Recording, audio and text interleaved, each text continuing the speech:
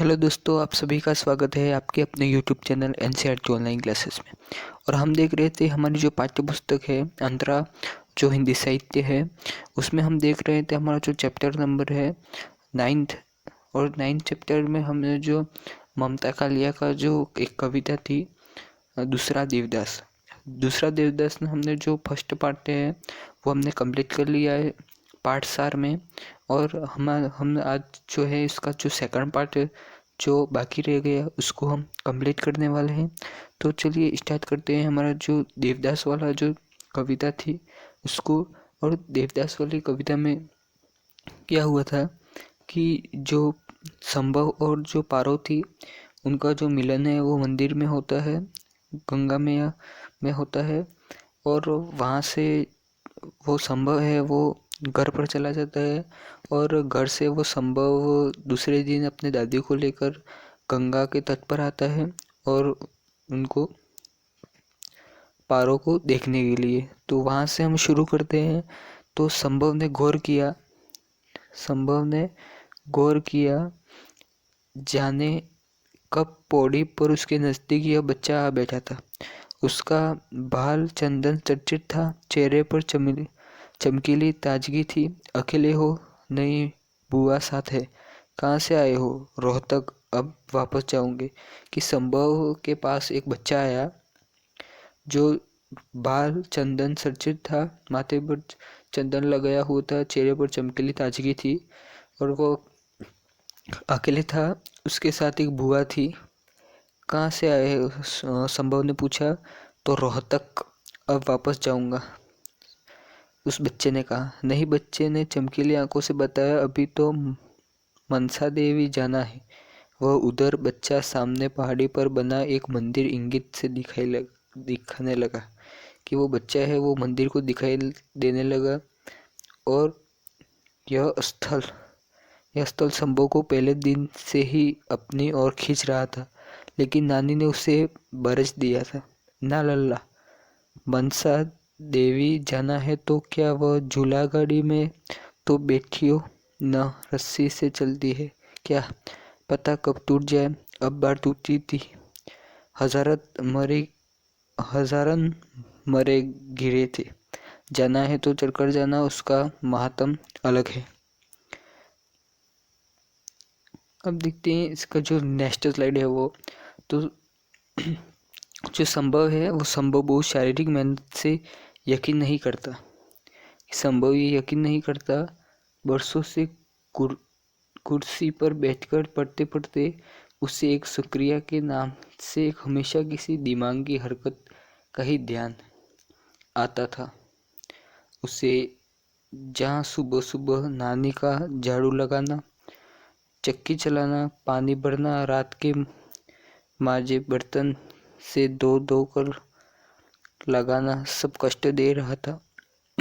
वह ऐतराज नहीं कर रहा था तो सिर्फ इसलिए कि महज 4 दिन रुककर वह नानी की दिनचर्या में हस्तक्षेप करने का अधिकार नहीं बन सकता।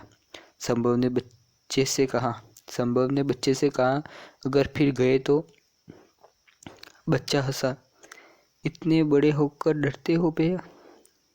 गिरेंगे कैसे? इतने लोग जो चल रहे हैं। शहर के इतिहास के साथ साथ संभव उसका भूगोल भी आत्मसात करना चाहता था। इसलिए थोड़ी देर बाद वह अटकता भटकता उस जगह पहुंच गया जहां रोपवे शुरू होती थी। रोपवे के नाम से कोई धर्माडंबर नहीं था। उषा बेकरो सर्विस की खिड़की के आगे लंबा क्यू था।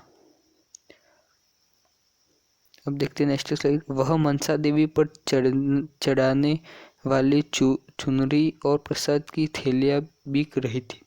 5, 7 और 11 रुपये की कच्चे बिंदी पाउडर और उसके सांचे बेच रहे थे। 3-3 रुपये उन्होंने अपनी हथेली पर कलात्मक बिंदियाँ बना रखी थी नमूने की खातिर। उससे पहले संभव ने कभी बिंदी जैसे श्रृंगार पर प्रसाधन पर ध्यान नहीं दिया था। अब एकाएक उसे बिंदियाँ बहुत आकर्षण करने लगी। मन ही मन उसने एक बिंदी को अज्ञात यौवन के माथे पर सजा दी। मांग के तारे पर भर देने से कई गाने उसे आधे अधूरे याद आकर रह गए। उसका नंबर बहुत जल्द आ गया। अब वो दूसरी कतार में था, जहाँ से केबिल कार में बैठा था। अभी सभी काम बड़ी तत्परता से हो रहे थे। जल्द ही वह उस विशाल परिसर में पहुंच गया, जहां लाल, पीली, नीली, गुलाबी केबिल कार बारी बारी में आकर रुकती। 4 यात्री बैठाते, रवाना हो जाती। केबिल कार का द्वार खोलने और बंद करने की चाबी ऑपरेटर के नियंत्रण में थी। संभव गुलाबी केबिल कार में बैठ गया। कल से उसे गुलाबी की सिवा और कोई रंग सुहा ही नहीं रहा था। उसके सामने की सीट पर एक नवविवाहित संपत्ति चढ़ावे की बड़ी थैली और एक वृद्ध चढ़ावे की छोटी थैली लिए बैठी थी। संभव को अफसोस हुआ कि वह चढ़ावा खरीद कर नहीं लाया। इस वक्त यहाँ से केबिल कार में गुजर रही थी।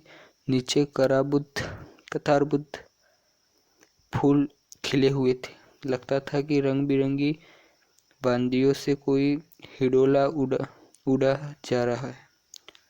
नेक्स्ट स्लाइड है, जो एक बार चारों के विहंगम दृश्य में मन रम गया तो एक मोटे मोटे फौलाद के खंबे नजर आए और न भारी केबिल वाली रोपवे।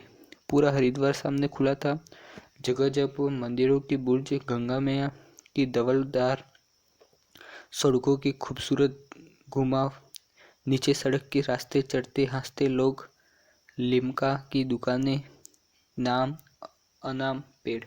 लिम्का की दुकानें आपने देखा होगा कि कहीं आप घूमने जाते हैं तो वहाँ पर आपको जो है नींबू की जो लिम्का या आप शरबत बोलते हैं उसकी दुकानें भी रहती है। और इसमें दिया गया कि बहुत जल्द उनकी केबिल कार मनसा देवी के द्वार पर पहुँच गई। यहाँ फिर चढ़ावा बेचने वाले बच्चे नजर आए। सबों ने एक थैली खरीद ली। सीढ़ियाँ चढ़कर प्रांगण में पहुंच गया। नाम मनसा देवी का था। वर्चस्व सभी देवी देवताओं का मिला जुला था। एकदम अंदर के प्रकोष्ठ चामुंडा रूप में धारणी मनसा देवी स्थापित थी। व्यापार यहाँ भी था।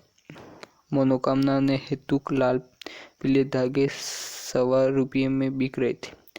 लोग पहले धागा बांधते, फिर देवी के आगे शीश नवाते। संभव ने पूरी श्रष्टा के साथ मनोकामना की गांठ लगाई, सिर झुकाया, नैवेद्य चढ़ाया और वहां से बाहर गया।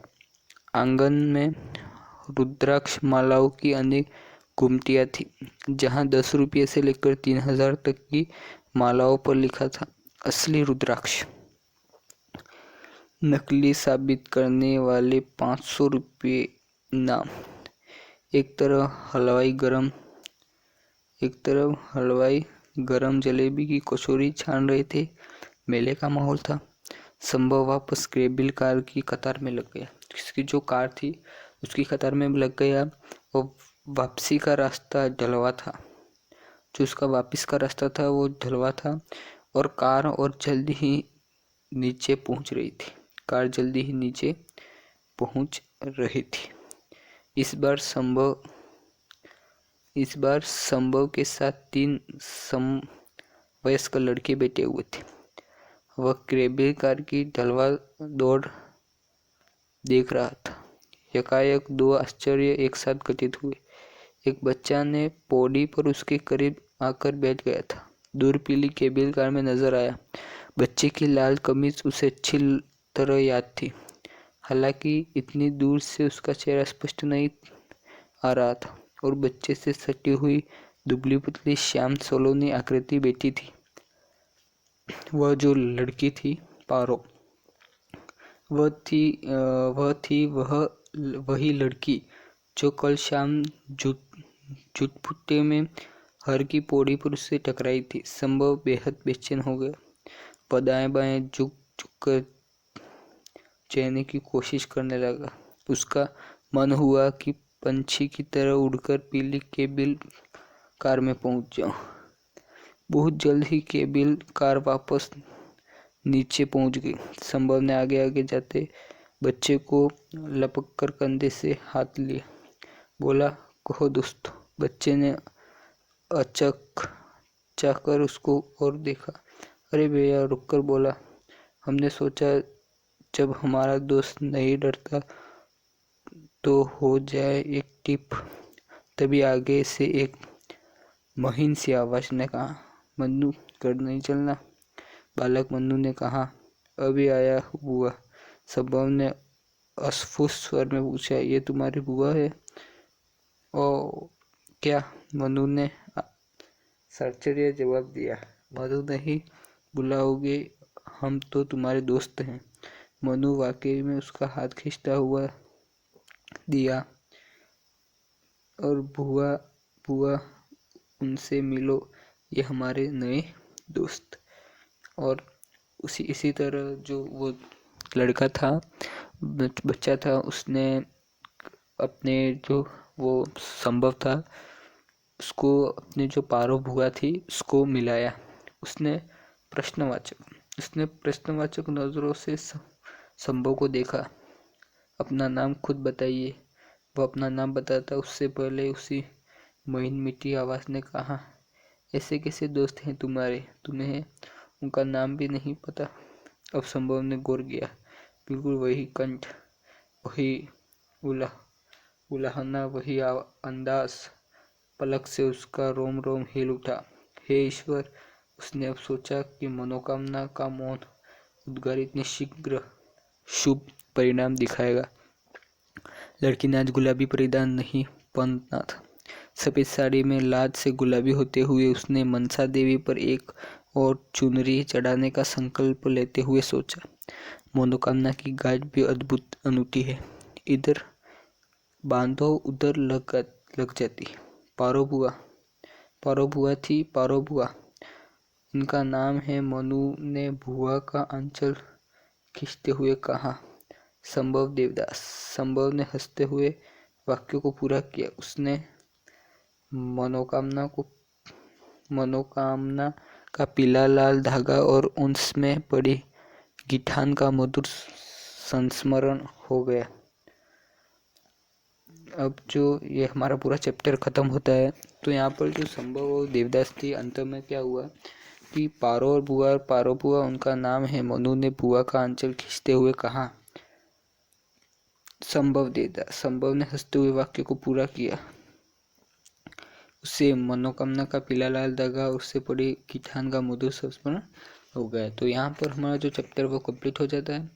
और कैसे ये जो एक प्रेम कहानी थी संभव और पारो, कैसे इसका मिलन होता है, किस तरह का अंत तक ये मिलने के लिए चाहता है। और ये जो पार्ट है वो इम्पोर्टेंट है।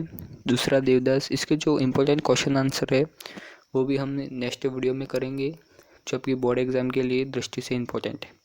तो आज का वीडियो जो है वो यहीं पर अंत होता है।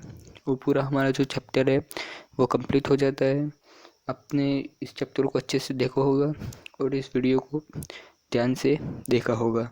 तो आज के वीडियो में बस इतना ही। वीडियो अच्छा लगा, वीडियो को लाइक करना, सब्सक्राइब कर लेना, जिससे आने वाले वीडियो की नोटिफिकेशन आप तक पहुँचे। तो आज के वीडियो में बस इतना ही। Thank you.